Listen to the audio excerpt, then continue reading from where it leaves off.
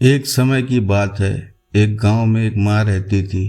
वह एक आम महिला नहीं थी, वह एक संगठन के सदस्य भी थी जो गांव के बच्चों की शिक्षा के लिए काम करता था।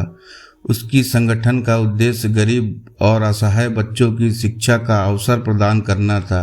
एक दिन गांव के पास एक बड़ी आपदा आ गई। एक बाढ़ आने की वजह से गांव में बहुत हानि हुई और बच्चों की शिक्षा का संघर्ष और मुश्किल हो गया।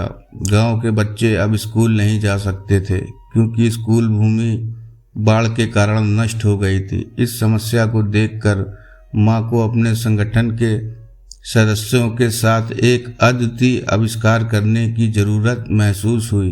वह निर्धारित करने के लिए बच्चों को उच्च गुणवत्ता वाली शिक्षा प्रदान करने के लिए किसी अन्य तरीके की तलाश करने लगी। उसने एक सभा बुलाई और बच्चों की शिक्षा के लिए वाणिज्य संबंध बनाने का प्रस्ताव रखा। वह सभा के दूसरे गांव के बच्चों को आपस में मिलाने की बात करने वाली संगठनों से भी बात करने का विचार रखा। माँ का प्रस्ताव सभा में स्वागत किया गया और इससे दूसरे गांव के संगठन भी अवगत हो गए। उन्होंने इस प्रस्ताव को स्वीकार किया और तुरंत कार्रवाई करने के लिए सहमति दी। इस प्रक्रिया के बाद माँ और उसके संगठन के सदस्यों ने गांव के पास एक प्राथमिक विद्यालय की स्थापना की। इस विद्यालय में गांव के बच्चे अब उच्च गुणवत्ता वाली शिक्षा प्राप्त कर सकते थे।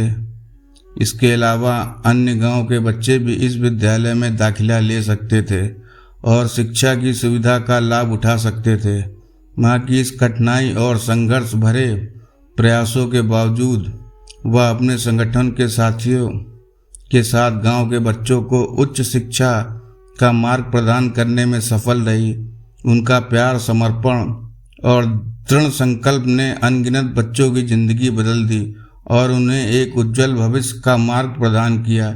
इस कहानी का संदेश है कि माता पिता का प्यार और समर्पण अनगिनत भावनाओं को खोल देता है और बच्चों की ज़िंदगी में एक महत्वपूर्ण भूमिका निभा सकता है।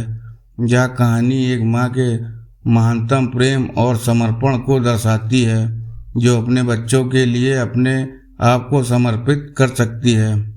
अगर आप सभी को एक कहानी अच्छी लगी हो तो प्लीज़ लाइक करें और सब्सक्राइब करें।